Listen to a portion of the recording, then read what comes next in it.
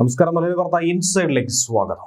ഭാരതത്തെ അട്ടിമറിക്കാനായി ആഭ്യന്തര കലാപങ്ങളും പ്രശ്നങ്ങളും സൃഷ്ടിക്കാൻ വേണ്ടി പല രീതിയിലുള്ള ആക്രമണ പരമ്പരകൾ, തീവ്രവാദ പ്രവർത്തനങ്ങൾ ആവിഷ്കരിക്കാൻ വേണ്ടി പാകിസ്ഥാന്റെ പിന്തുണയോടുകൂടി ചില ചാരന്മാർ പലയിടത്തായി പ്രവർത്തിക്കുന്നു.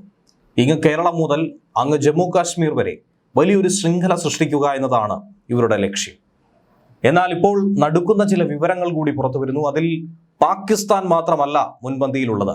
ഇതിനു മുന്നേ നമുക്ക് വിവരം കിട്ടിയിട്ടുള്ളതാണ്. അമേരിക്കൻ ചാരന്മാരടക്കം കളത്തിലിറങ്ങിയിരിക്കുന്നു. ബംഗ്ലാദേശിൽ ഇതിനു മുൻപ് സംഭവിച്ചത് നമുക്ക് ഏവർക്കും അറിയാവുന്നതാണ്. പ്രധാനമന്ത്രിയുടെ ജീവന് പോലും ആപത്താകുന്ന ഒരു സംഭവത്തെ സമയോചിതമായി ഇടപെട്ട് ഫലപ്രദമായി തകർത്തത് ഇന്ത്യൻ രഹസ്യാന്വേഷണ സേനയുടെ യശസ് ഉയർത്തിയ സംഭവമായിരുന്നു. എന്നാൽ ഇപ്പോൾ വീണ്ടും ഒരു ചാര ശൃംഖലയെ തന്നെയാണ് NIA കണ്ടെത്തിയിരിക്കുന്നത്. ഒരേഴംഗ സംഘം ഇന്ത്യയിലെത്തി നിമിഷങ്ങൾക്കകം തന്നെ NIA കണ്ടെത്തി പൊക്കിയിരിക്കുന്നു. ഇതിനുശേഷം ഇന്നിപ്പോൾ UP-യിലാകട്ടെ 22 അംഗ സംഘം. എന്തിനാണ് അവർ നിരന്തരമായി ഇന്ത്യയെ ലാക്കാക്കുന്നത്? അവരുടെ ലക്ഷ്യം എന്തായിരുന്നു? അമേരിക്കൻ ചാരനടക്കം 7 ഉക്രൈൻ പൗരന്മാരെ ആയിരുന്നു NIA നേരത്തെ അറസ്റ്റ് ചെയ്തത്.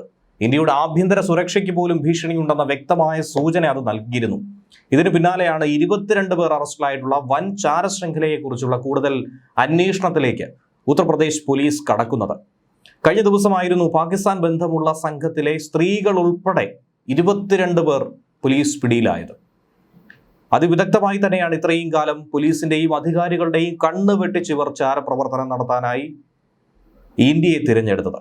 പ്രായപൂർത്തിയാകാത്തവരടക്കം ഈ കൂട്ടത്തിൽ ഉണ്ടായിരുന്നു. ഇന്ത്യയിൽ നിന്ന് തന്നെ റിക്രൂട്ടിങ്ങും ഇവർ നടത്തിയിരുന്നു. പോലീസിന് ഒരു തരത്തിലും സംശയം കൊടുത്തിരുന്നില്ല. ശൃംഖലയുടെ സൂത്രധാരനെ തന്നെയാണ് പിടികൂടിയിരിക്കുന്നത്. നൌഷാദ് അലി എന്ന വ്യക്തി ഒരു പെട്രോൾ പമ്പിന് സമീപത്ത് പഞ്ചറൊട്ടിക്കുന്ന ജോലിയായിരുന്നു ചെയ്തത്. ആർക്കും സംശയം തോന്നാത്ത വിധത്തിൽ ഈ കടയുടെ മറവിൽ ചാരപ്രവർത്തനവും. പഞ്ചറൊട്ടിപ്പാണ് ജോലിയെങ്കിൽ പോലും സാങ്കേതിക വിദ്യയിലടക്കം പ്രാവീണ്യമുള്ള ഒരു വ്യക്തി കൂടിയായിരുന്നു ഇയാൾ.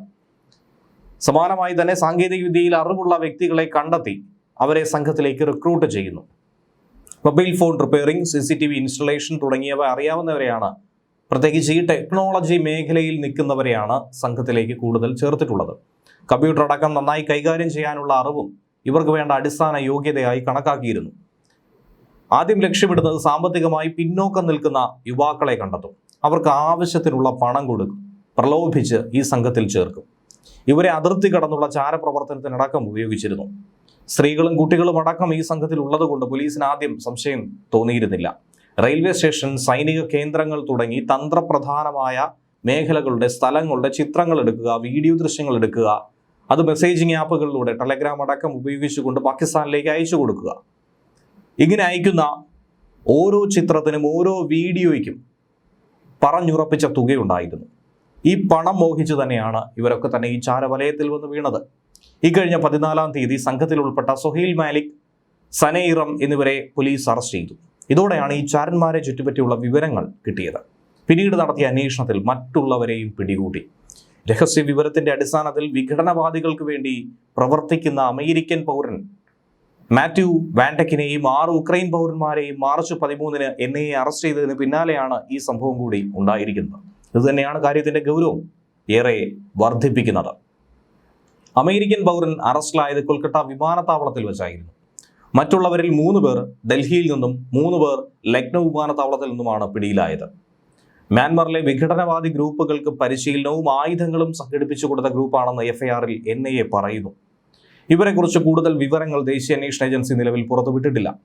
മണിപ്പൂരിൽ നടക്കുന്ന കലാപ ശ്രമങ്ങൾക്ക് പിന്നിൽ വിദേശ കരങ്ങളുണ്ടെന്ന് കേന്ദ്ര ആഭ്യന്തര വകുപ്പ് തന്നെ നേരത്തെ പറഞ്ഞിട്ടുള്ളതാണ്.